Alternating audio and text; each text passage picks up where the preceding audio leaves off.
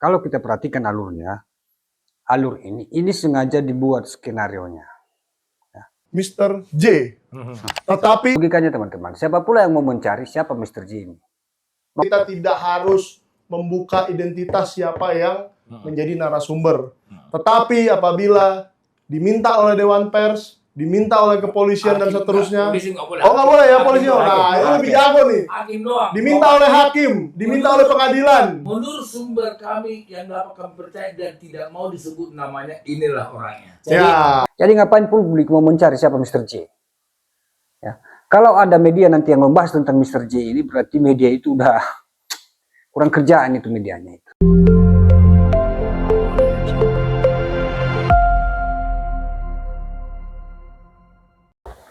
Halo teman-teman, bertemu lagi dengan saya Valentinus Laya di channel Laya Calon Guru.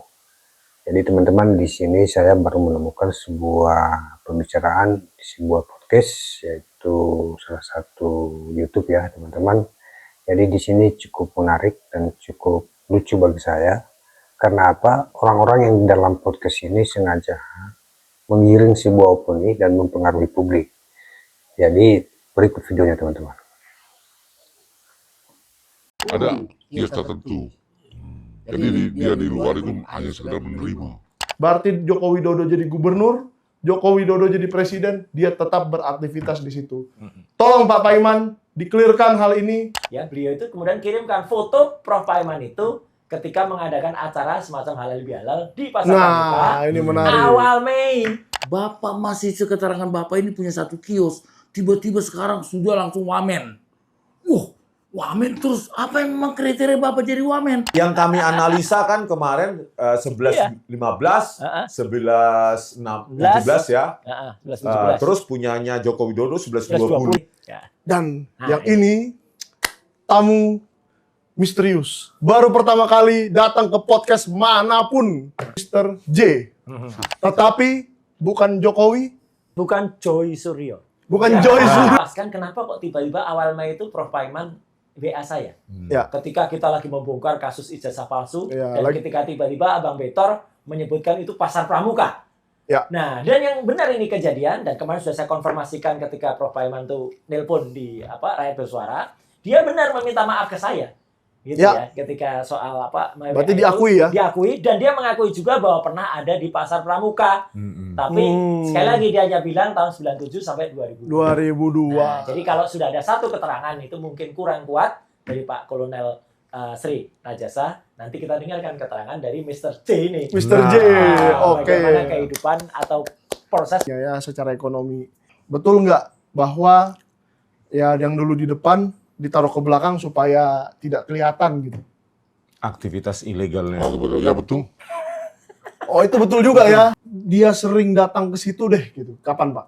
Tahun-tahun berapa? Terakhir seingat saya 2015 kan masih ada. Berarti 2015 dia masih sering datang ke situ. Ya walaupun jarang tapi sering. Ini Belum ada yang dari sembarangan nih. Ini dilindungi oleh kode etik jurnalistik dan Undang-Undang Pers nomor 40 tahun 99 bahwa kita tidak harus membuka identitas siapa yang menjadi narasumber. Tetapi apabila diminta oleh Dewan Pers, diminta oleh kepolisian dan seterusnya. Oh nggak boleh ya polisi. Nah itu lebih jago nih. Hakim doang. Diminta oleh hakim, diminta oleh pengadilan. Menurut sumber kami yang dapat kami percaya dan tidak mau disebut namanya, inilah orangnya. Ini orangnya nih. Jadi hanya hakim ya, bukan orang yang tinggal di kompleks kehakiman ya. Terima kasih banyak Pak J. Ya. Semoga besok kalau ada terbongkar lagi hal-hal baru Pahlawan kita. dan saya. Nah, baik teman-teman, setelah kita lihat dari pembicaraan beberapa orang ini sengaja saya singkat saja. Nanti silakan lihat video panjangnya, dan kalau nanti kalau mereka izinkan saya upload aja di YouTube saya ya. Jadi teman-teman, menurut saya orang-orang dalam kita menilai bahwasanya awalnya pembicaraan kasus ini tentang kasus Pak Jokowi yang dituding ijazahnya palsu. Nah, kalau kita berpikir alurnya teman-teman, awalnya tudingan ijazah ini teman-teman berdasarkan penelitian ya. Pertama sekali adalah penelitian Roy Suryo beserta teman-temannya. Nah sekarang Roy Suryo dalam podcast ini ada ya, dan Rismon ya, ada Roy Suryo. Kemudian setelah dari penelitian mereka melanjutkan lagi dengan menuding skripsi palsu ya. Nah teman-teman, dari skripsi palsu bergerak lagi, bergeser lagi itu apanya ke KKN palsu ya, atau lokasinya KKN Pak Jokowi kemarin itu dituduh palsu oleh orang-orang ini. Jadi pertama dari apa tadi penelitian menyatakan skripsinya ijazah palsu, tudingan ijazah palsu Pak Jokowi. Itu yang pertama. Yang kedua, menuding skripsi palsu. Yang ketiga, menuding lagi tempat KKN-nya palsu. Yang keempat, menuding lagi koran Tempo ya, koran Tempo itu palsu. Lalu sekarang bergeser lagi situasinya ke Pasar Pramuka ya. Ada Pasar Pramuka yang mereka gembar-gemborkan itu ya teman-teman. Lalu bergeser lagi ke mana kemarin itu ada yang dituduh di apa-apain ini Pak Iman ya. Sorry saya sebutkan aja Pak Iman itu, Pak Iman. Mereka geser ke sana ya. Lalu bergeser lagi ada muncul yang terakhir adalah Mr. J yang pengakuannya baru pertama sekali muncul di podcast ini ya, di podcast kawan ini ya. Jadi teman-teman, kalau kita perhatikan alurnya, alur ini sengaja dibuat skenarionya ya. Sengaja orang-orang yang menuding ijazah Pak Jokowi ini menuding palsu, sengaja membuat sebuah skenario. Itu menurut saya, pandangan saya ya, sebagai rakyat biasa kami berpandangan seperti itu ya. Jadi kawan-kawan ini, orang-orangnya Rismon CS ini dengan Roy Suryo ini sengaja membuat sebuah skenario ya. Skenario penudingan ijazah palsu. Tadi awalnya mereka bilang ini adalah sebuah penelitian, sehingga kalau dilaporkan pun itu sedikit banyak menghabiskan energi. Lalu ada pernyataan Pak Roy Suryo itu katanya kalau ini adalah sebuah penelitian maka disanggah dengan sebuah keilmuan juga adalah penelitian. Tapi masalahnya mereka penelitiannya dilaporkan kepada pihak kepolisian, yang seharusnya kalau penelitian itu dilaporkannya ke pihak bidang pendidikan, di mananya itu boleh kepada dinas pendidikan atau kepada kampus atau kepada menteri pendidikan atau sebuah lembaga pendidikan yang bergerak tentang itu. Itulah kalau memang sebuah penelitian. Nah, mereka bergeser ke skripsi, mengatakan bahwasanya skripsinya Pak Jokowi itu palsu berdasarkan yang sudah mereka dapatkan dari dari media ya, yang notabene itu adalah dikirim oleh Bang Joshua kepada Pak Rismon, lalu dia teliti. Sedangkan pengakuan Pak Rismon, dia sudah secara langsung meneliti di perpustakaan UGM, melihat langsung dan meneliti langsung, membandingkan dengan beberapa skripsi. Nyatanya salah. Ya, nyatanya Pak Rismon ini belum pernah melakukan penelitian ya di sana di skripsinya, di perpustakaan UGM. Itu ada videonya teman-teman, saya sudah unggah di yang lalu-lalu bahwasanya Rismon datang kembali meminta itu skripsi kawan-kawannya Pak Jokowi tahun 1985. Jadi kita bisa analisis bahwasanya Pak Rismon ini sebenarnya tidak pernah melakukan penelitian tentang skripsi Pak Jokowi. Lalu dia tuduh secara membabi buta itu adalah skripsinya Pak Jokowi adalah palsu. Padahal dia tidak pernah melihat secara dengan mata kepala sendiri. Bagaimana dia menelitinya? Itu saya kurang paham bagaimana Rismon melakukan itu.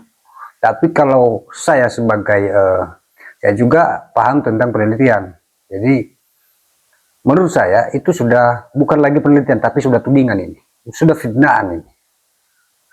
Orang-orang ini menfitnah Pak Jokowinya dan mempengaruhi orang lain untuk mempercayai apa yang ada dalam isi pikiran mereka, sehingga membuat kegaduhan publik. Nah, jadi seperti itu teman-teman. Nah kemudian kemarin dituding KKN-nya palsu, ya teman-teman. Nyatanya ada rupanya disanggah oleh sekdesnya desa tersebut. Saya lupa saya nama desanya. Disanggah langsung oleh sekdesnya. Langsung dia menunjukkan bukti bahwasanya itu berdiri pada tahun sekian, ya, tahun 1954. Sedangkan pernyataan Roy Suryo menyatakan desa itu berdiri tahun 2000-an. Jadi kalau kita perhatikan teman-teman, ini sengaja mengada-ngada saja mereka ini. Yang sering kita lihat di media hanya omong-omong. Nanti terbukti sendiri bahwasanya apa yang mereka katakan itu, apa yang mereka tudingkan itu terbukti dengan tingkah mereka sendiri. Ya. Jadi begitu juga koran Tempo yang dinyatakan penulisannya sekian-sekian. Penulisannya apa? Saya lupa apa kemarin. Puasa atau pasa ya, saya kurang paham. Saya hanya sedikit melihat saja kemarin di media. Tapi terbukti sendiri, terjawab sendiri oleh tingkah mereka sendiri. Mereka yang investigasi ke sini sendiri menghabiskan energi dan materi untuk membuktikan itu, padahal mereka membuktikan kesalahan mereka sendiri, membuka atau mempermalukan diri sendiri. Nah, itulah yang saya lihat dari beberapa orang ini. Lalu sekarang muncul pasal pramuka. Takutnya teman-teman, dengan investigasi mereka nanti mereka live, kita perhatikan sebagai rakyat biasa, tiba-tiba muncul nanti yang menyatakan atau kenyataannya atau faktanya nanti biasa saja itu membuat orang-orang ini menjadi malu. Nah, mereka sudah berapa kali malu ini? Sudah berapa kosong ini? Sudah berapa kali malu sebenarnya mereka ini? Tadi pertama nuding skripsinya, menyatakan saya sudah melihat langsung dan meneliti langsung, padahal dia buktikan sendiri bahwa saya tidak pernah meneliti itu. Itulah respon ini. Lalu dia bilang mereka tuding yang satu lagi apa itu? Tempat lokasi, ya. Koran Tempo itu sudah terbantahkan semua teman-teman dari tingkah mereka sendiri tanpa dibantah oleh orang yang menuding, yang dituding, ya. Mereka menuding ini palsu, lalu mereka membuktikan sendiri ini yang sebenarnya, ya. Sehingga media pun sebagai masyarakat biasa melihat rupanya yang salah itu adalah mereka. Mereka membuka bobroknya sendiri kepada media, ya. Hasil pikiran mereka itu mereka utarakan ke media, lalu disanggah oleh tingkah mereka sendiri. Seperti itu saya lihat ya orang-orang ini. Ya. Jadi teman-teman cukup menarik ini. Sekarang mereka munculkan pasal pramuka. Ya.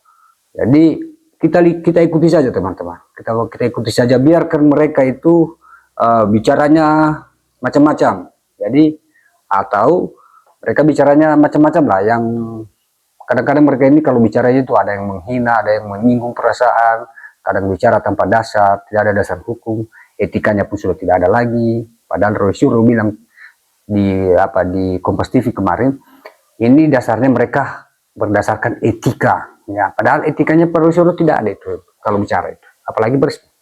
Tapi yang lebih parah Pak Roy Suryo, ya, etika bicara dia itu sudah mengerikan teman-teman. Hampir saya lihat itu orang-orang yang itu rata semua, tidak ada lagi di atas dia, saya lihat.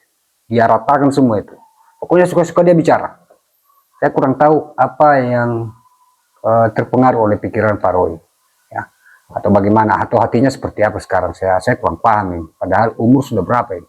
Nah, jadi teman-teman, dari yang saya perhatikan dari podcast ini, mereka sengaja membuat bahasa-bahasa yang liar, atau merangkai sana sini. Ada mereka singgung Prof Paiman itu yang menjadi wamen, ada yang menyinggung itu ada rumahnya di pengadilan katanya tadi ya, di kejahatan. Saya kurang apa lagi, coba nanti dilihat lagi, ya. Ada rumahnya mereka singgung-singgung semua itu. Jadi membuat liar ini argumen-argumennya, sehingga tapi mereka inginkan supaya itu diteliti oleh kepolisian. Kalau saya perhatikan, ini sengaja memperlambat, ya. Mereka sengaja memperlambat kinerja polisi, membuat asumsi-asumsi lain, lalu mereka meminta supaya kepolisian itu menyelidik kembali, menyelidiki. Ya. Sengaja membuat kepolisian menyelidiki hal-hal yang mereka baru munculkan ini. Nah, itu yang saya perhatikan dari kasus ini. mulai dari Pak Roy, Pak Rismon dan kawan-kawannya lah semua. Kemudian ada yang muncul terakhir adalah Mr. J, ya, yang tadi saya bilang baru pertama sekali muncul di podcast kawan ini. Jadi teman-teman, itu kan yang tahu Mr. J itu adalah mereka sendiri, mereka munculkan sendiri, ya. Dan mereka mau apa? Mengatakan hanya bisa dibuka apa kawan ini dibuka identitasnya dan sengaja disamarkan karena perlindungan apa? Perlindungan data pribadi seseorang, atau ada tadi bahasa yang dia bilang itu ada undang-undang itu yang bacakan kawan itu Pak Sinaga, lalu dan hanya bisa dibuka nanti di pengadilan. Nah, logikanya teman-teman, siapa pula yang mau mencari siapa Mr. J ini? Mau apapun mau diterangkan oleh Mr. J, itu kan hanya diterangkan oleh pihak-pihak sendiri. Hanya kalian yang mendengar, itu bukan menjadi sebuah bukti di pengadilan. Jadi kalau polisi mau mencari identitas oleh Mr. J ini, dan mereka mengatakan hanya dibuka ketika pengadilan yang minta, siapa pula yang menghabiskan energi untuk membuka identitas Mr. J ini? Saya rasa pihak polisi dan pihak publik juga tidak mau tahu siapa itu Mr. J. Saya tidak mau tahu. Melihat dari formnya saja, melihat dari tampilannya saja itu sudah dari bahasanya saya sudah tidak mau tahu memangnya siapa. Saya tidak mau mengulik-ngulik siapa itu orangnya. Jadi mau dia bilang apa, dan saya perhatikan tadi dari yang dia bicarakan itu tidak berdasar. Dia hanya mengatakan sepihak. Tidak ada orang lain yang mengatakan itu. Ya, jangan-jangan ini adalah kawan mereka sudah disetting. Ya, kita duga aja. Sudah disetting kian oleh Roy Suryo dan siapa ini, kawan-kawan yang Roy Suryo CS ini dan Desmond CS. Ini sudah disetting. Jadi ngapain publik mau mencari siapa Mr. J? Ya, kalau ada media nanti yang membahas tentang Mr. J ini, berarti media itu udah kurang kerjaan itu medianya itu. Saya lihat itu. Itu tidak perlu. Sekarang fokusnya kita itu bagaimana pelaporan yang ada di Polda Metro Jaya. Itu yang ditunggu-tunggu oleh masyarakat.